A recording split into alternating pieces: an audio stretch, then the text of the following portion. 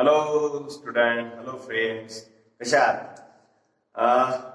आज आपण एक वेगळा सेशन बघणार आहोत जी बोर्ड सिलेबस आणि एनसीईआरटीच्या सिलेबसच्या कोलॅबोरेशन मध्ये आपण बघितलेला होता. फर्स्ट ऑफ ऑल जो आपला प्रिव्हियस सेशन जो झाला which is depends upon the mechanical property of the solids over here. आता जो बघणार mechanical property of the liquids ज्या कन्सर्निंग आपल्याला जे काही लॉज आहेत किंवा कशा पद्धतीचं फ्लुइड बिहेव करते किंवा त्याचं प्रेशर काय असते, प्रेशर कसं कॉन्ट्रीब्युट करायचं, तो प्रत्येक लेवलला कशा पद्धतीचं प्रेशर त्यामध्ये कॉन्ट्रीब्युट करतो प्रत्येक इच अँड एव्हरी सरफेस वरती. First of all we discuss the earlier, जसं आपण बघितलं होतं की ज्या प्रॉपर्टी जसं सॉलिडच्या त्या पण आपण बघितलेल्या होता आणि त्याच्यामध्ये स्ट्रेस आणि स्ट्रेनच्या कन्सर्निंग आपण दोन इलॅस्टिसिटीचे दोन टाईप्स सुद्धा बघितले होते, त्याचे सब टाईप्स बघितले होते, त्यानंतर त्याचे रिजिडिटी कॉन्स्टंट सुद्धा बघितले होते. ओके ते तर पहिल्यांदा एक quick revise on the previous session also. पहिल्यांदा बघूया की एक्झॅक्टली आपण स्ट्रेसचे काय जे डिवाइड होते ते बघितलं होतं आपण. स्ट्रेस जो आहे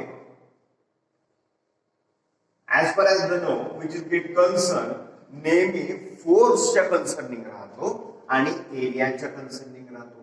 तो stress F upon A force per unit area. तो force that is the force which is called as the deforming force म्हटलं तरी चालते. डिफॉर्मिंग फोर्स और external force that means that which deforms. ठीक आहे. If we apply the one of the substance और one of the material over here, जर मी त्याला compress केलं तर कॉम्प्रेस होईल और मी त्याला एक्सटेंड केलं तर तो extend. But after removal of the deforming force और the external force over here, तेव्हा रिस्टोरिंग फोर्स काम करेल.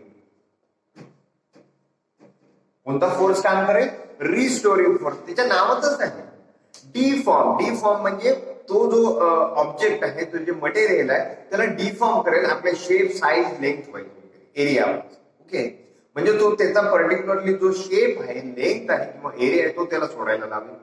वेदर इट इज कॉम्प्रेस असो किंवा आपण स्ट्रेचेबल असो असं म्हटलं तरी चालते. पण in the case of the restoring force तो स्वतःमध्येच त्या मटेरियल एक्सटिंग असतो. तो जो रिस्टोरिंग फोर्स आहे that force will be already exist in that material which depends upon the property of the material over here. त्या मटेरियलच्या कन्सर्निंग जशी जशी इलेस्टिसिटी आहे तशा तशा पद्धतीने तो, suppose we take the iron over here. Iron म्हटलं तर आपण त्याला एक डक्टिलिटी और मेलेबिलिटी ठोकत दिलं तर तो, पण त्याची रिस्टोरिंग जो फोर्स आहे तो फार कमी आहे as per as the eraser और as per as the rubber over here. Okay, तो जो रिस्टोरिंग फोर्स आहे तो रिस्टोरिंग फोर्स पुन्हा त्याला वापस येण्याला मदत करतो because of internal molecular force of attraction. ठीक आहे. ते फोर्स ऑफ अट्रॅक्शन किती स्ट्रॉंग आहे त्याच्यावरती रिस्टोरिंग फोर्स डिपेंड करते. Okay, so this one is the deforming and restoring. It is clear that. Okay, आपल्याला दोन्ही क्लिअर असणं गरजेचं आहे. डिफॉर्मिंग फोर्स काय आणि रिस्टोरिंग फोर्स काय, प्रत्येक वेळेला ह्या टर्म्स येत राहतील. सो बी व्हेरी केअरफुल और केअरफुली आपण वाचायला पाहिजे और लक्षात ठेवायला पाहिजे. डिफॉर्म म्हणजे एका जागेकडनं लेंथ वाईज, एरिया वाईज तो त्याचा शेप चेंजअप होतो. Restoring force which is totally exist in that particular material और the force of attraction between the two of the atoms और टू ऑफ द मॉलिक्युल्स, तो तुम्हाला त्याला वापस यायला त्याला मदत करतात. त्याला काय म्हणायचं? Restoring forces. ओके, आता हे जे दोन फोर्सेस आहेत त्यावरतीच डिपेंड करते स्ट्रेस. स्ट्रेसचे आपण तीन भाग बघितले होते. One of the is tensile. Okay, दुसरा कॉम्प्रेसिव्ह आणि third one shearing stress. Tensile stress, compressive म्हणजे व्हॉल्यूमच्या concern and the shearing stress. Tensile stress, that means the another wording मध्ये जर बघितलं गेला that is a longitudinal stress असं म्हटलं जातं. त्याला तेही म्हटलं तरी चालते, longitudinal stress or tensile stress.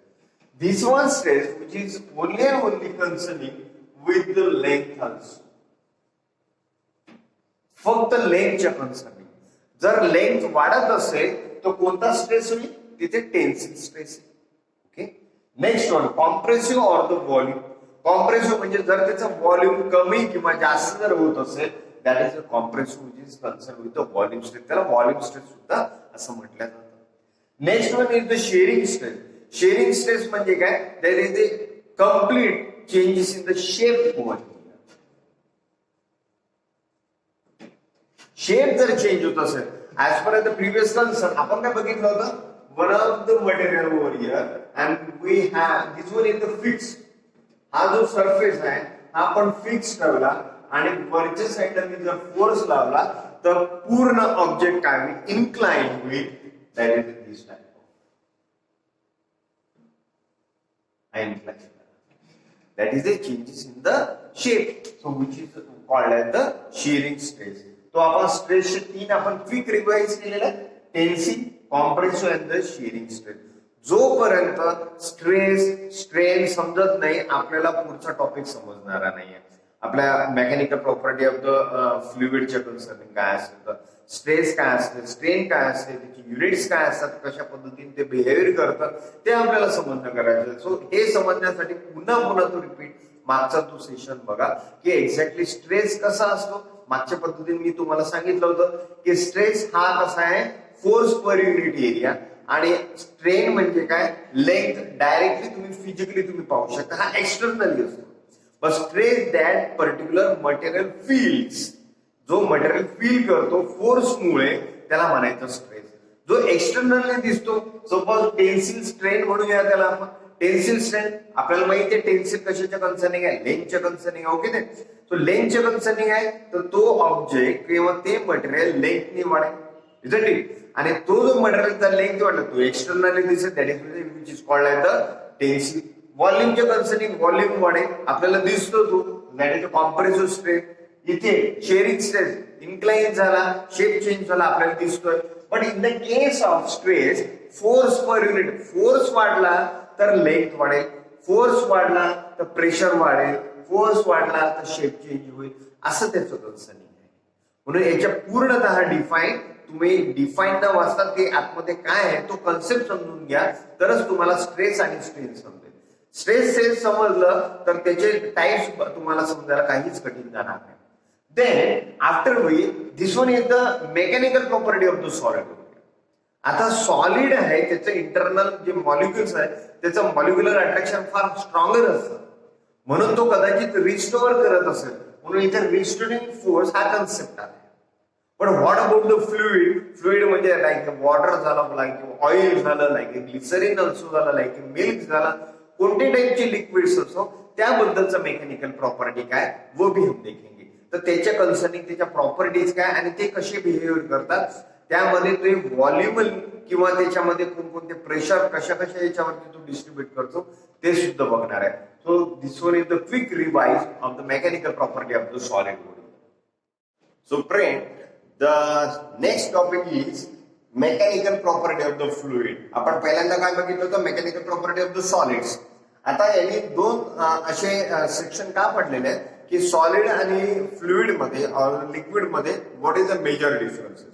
म्हणून त्यांनी काय केलेलं आहे की mechanical property of the fluids हा एक वेगळा एक सेपरेशन केलेला आहे. त्याच्या कन्सर्निंग प्रेशर कसं कसं त्यांना डिवाइड होते ते थोडंसं एक्सप्लेन केलेले, छोटे छोटे त्यामध्ये एक्सप्रेशन सुद्धा आहे.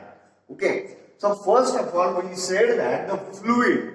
आता जेव्हा आपण कोणतेही पाणी किंवा ऑइल किंवा वन ऑफ द फ्लुइड जे म्हणतात जे वाहत आहे ते आपण जमिनीवरती टाकला और एरिया ऑफ द सरफेस वरती टाकलं तर ते वाहतं.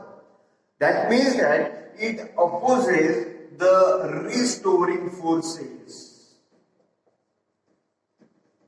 तो कशाला रिस्टोर म्हणजे प्रत्येक जी आपण सॉलिड जे मटेरियल बघतो ते रिस्टोर करायचा प्रयत्न करतो after expanding or the compressing. Okay, it is clear.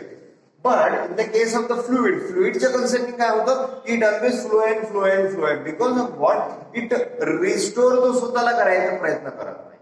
So it opposes the restoring force because that particular fluid has its property fluidity. त्याची स्वतःचीच प्रॉपर्टी राहते फ्लुइडिटीची, म्हणजे वाहण्याची जी राहते. म्हणून that's why it restore the force. Okay, आता आपण काय करतो? One of the fluid which get poured in the one of the container. कोणत्याही कंटेनर मध्ये जर टाकलं तर आपल्याला काय फील होते? त्या कंटेनरला काय फील होते? तर जेव्हा हॉरिझॉन्टली जेव्हा फ्लुइड फ्लो होतं तर these are the forces over here. जेव्हा एखादा फ्लुइडचा जो आहे त्यामध्ये that particular fluid it feel the both of the forces horizontally. ठीक आहे. आता या हॉरिझॉन्टली याच्यावरती वरनं पण एक फोर्स राहतो आणि खालनं पण एक फोर्स राहतो. ठीक आहे. But in the case of when the fluid is at the rest position. Rest position म्हणजे एखाद्या कंटेनर मध्ये पाणी, ऑइल, केरोसिन काय जे ठेवलं असेल, मीठ ठेवलं असेल, त्याचं प्रेशर, त्याचा फोर्स कशा पद्धतीने लागतो तर लाईक दिस. एक वरच्या साईडला पण फोर्स असतो आणि खालच्या, that is a frictional force म्हटलं तरी चालते. हा सरफेसच्या खालचा. ठीक आहे. म्हणजे मेटेलिक सरफेस जे काय कंटेनर आहे आणि फ्लुइड आहे त्यामधलं जे फ्रिक्शन आहे विच क्रिएट द फोर्स.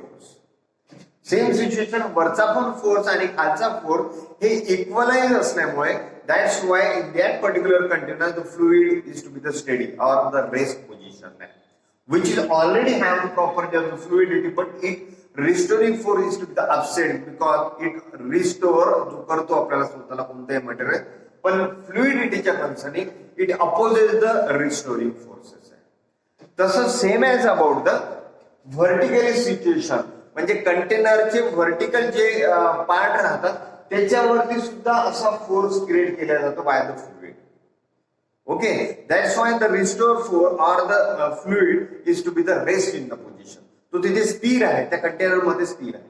तर इकडनं पण फोर्स लागतो जेव्हा फ्लुइड एखाद्या कंटेनर मध्ये एक्झिस्ट असतो तेव्हा, आणि एक्सटर्नली सुद्धा फोर्स लागतो. दॅट्स वाय ते कंटेनर प्रेशर फील करते. म्हणून काय होतं, ते कंटेनर मध्ये one of the balloon is taken over here आणि त्याच्यामध्ये जर पाणी टाकलं तर इक्वली तो फुलेल. ओके. म्हणजेच काय झालं की प्रत्येक पार्ट वरती किंवा प्रत्येक एरियावरती ते फ्लुइड सगळ्यात सारखंच प्रेशर डेव्हलप करेल. ओके. म्हणून that's why the pressure of the fluid P which is equal to force upon area. P equal to force upon area. Force किती लागून राहिला आणि किती एरिया वाईज आहे ते आपण बघतोय. आणि that's why that is a newton per metre square. आणि आपण जसं बघितलं होतं pascal PA that is the unit. हे त्याचं झालं युनिट, त्या प्रेशरचं झालं युनिट आहे. ठीक आहे. So P equal to F upon force per unit area, newton per metre square that is the unit and the PA. तर ते जे फ्लुइड आहे ते हॉरिझॉन्टली असो किंवा व्हर्टिकली असो, each and every equal force create करते. But this one is the only one concerned with the fluid which is at the rest. जो रेस्ट पोझिशन आहे तेव्हाच तो फोर्स क्रिएट करतो. ओके नाही.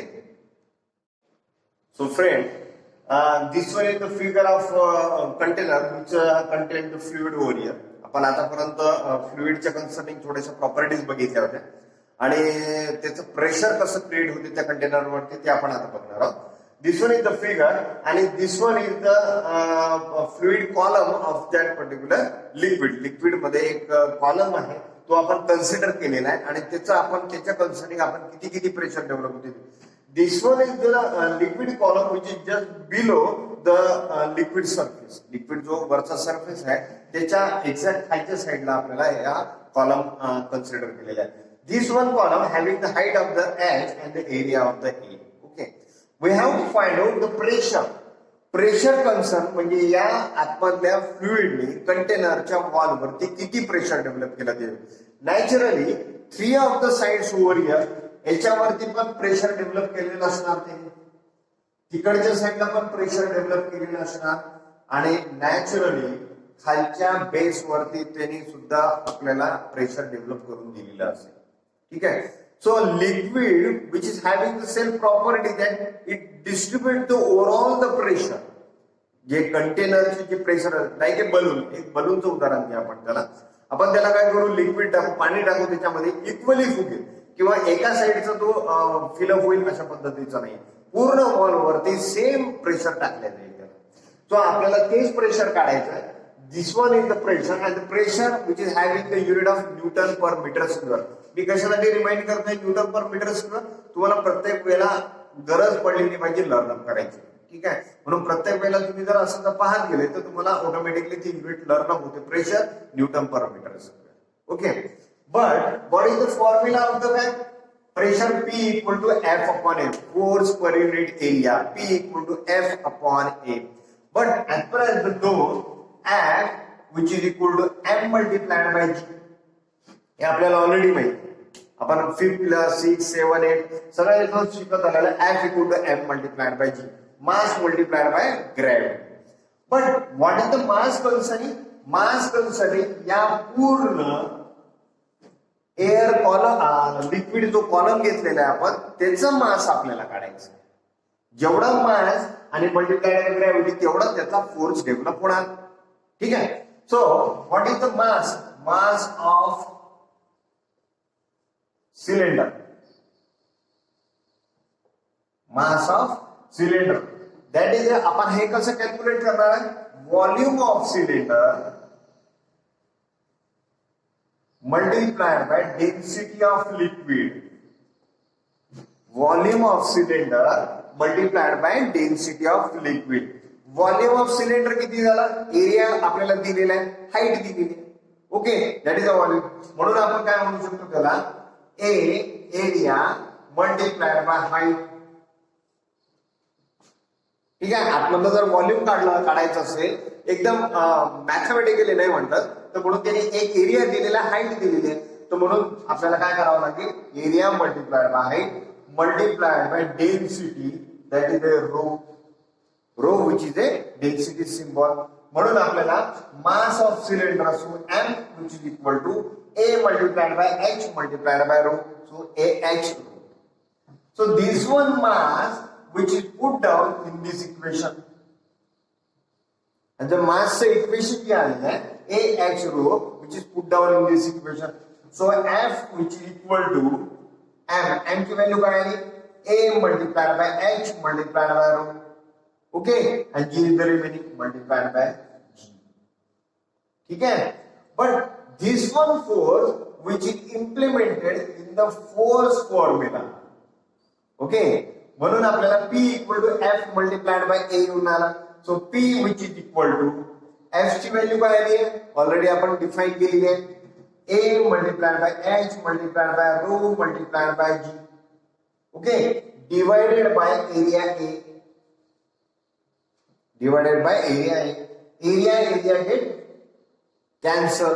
That's why so pressure which is equal to P which is equal to H height, rho density multiplied by G. So the fluid put out the pressure on the wall of the container is the H rho G. नेहमीसाठी लक्षात ठेवा, H for the height of the column, rho is the density of the particular fluid or the liquid, and G for gravity. So pressure, किती pressure develop केलं ते air कॉलमने त्याच्यावरती? H rho G.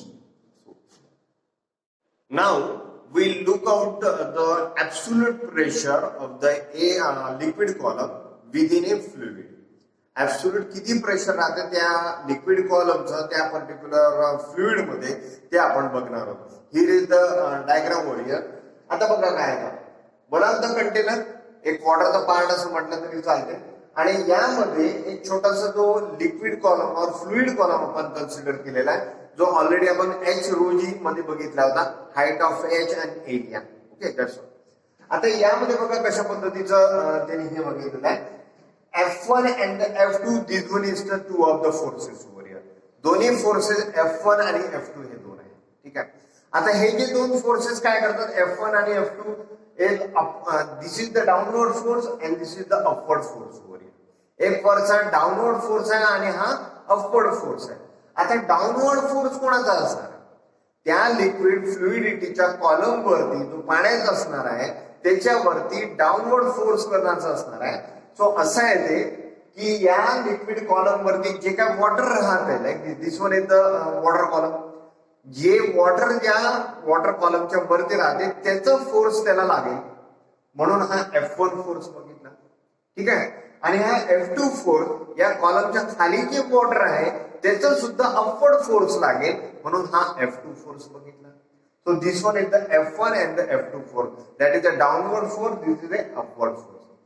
आता हा air column naturally which feels the gravity in the ground, म्हणून mg त्याला त्या liquid कॉलमला किंवा लिक्विडला ओढणारा असणार आहे, तर mg त्याने ते फोर्स होईल. सो F1 हा अपवर्ड फोर्स लिक्विडचा, F2 हा फोर्स हा पण लिक्विडचा, but mg which is concerning with the gravity. So mg. Next, this one is the pressure on the upper part of the surface P1 and P2 in the downward part of the liquid column or the fluid column म्हटलं जातं. तर वरच्या साईडला पण जो column पहिल्यावरती P1 आणि P2 हे दोन्ही प्रेशर आहेत त्या पर्टिक्युलर कॉलम मध्ये. ठीक आहे, तर जो वॉटर कॉलम आहे याच्यावरती P1 लागणार आहे प्रेशर आणि P2 हे कॉलम लागणार आहे. ठीक आहे, आता ही जी लेवल आहे ही x1 लेवल आहे वरची आणि x2 लेवल आहे एकदम बॉटमची. x1 and x2, this one is the two of the level over here, x1 and the x2. ठीक आहे, डायग्राम समजली. डायग्राम वरनं आपण पुढे पुढे एलॅबोरेट करूया. ऍज पर द कन्सर्न आपल्याला सगळंच माहिती आहे की आपल्याला फोर्स कसं करायचं. हा फोर्स जो आहे हा डाउनवर्ड फोर्स आहे, but with the collaboration with the mg, and which is this one F1 force which collaboration with the mg which is equalized by the F2. जेव्हा दोन्ही फोर्सेस एकत्र येतात किंवा दोन्ही फोर्सेस इक्वलाइज होतात त्यावेळेला तो ऑब्जेक्ट स्टेडी राहतो. That's why the container which filling that fluid which is steady और which is at the rest position. मग आपण याच्यावरनं काय इक्वेशन करू शकूया, F1 आणि mg हा एक कोलॅबोरेशन करूया आणि F2. That's why F2, this one is the force, F2 हा अलग कंपोनेंट है which is equal to F1 plus mg. F2 which is equal to F1 plus mg.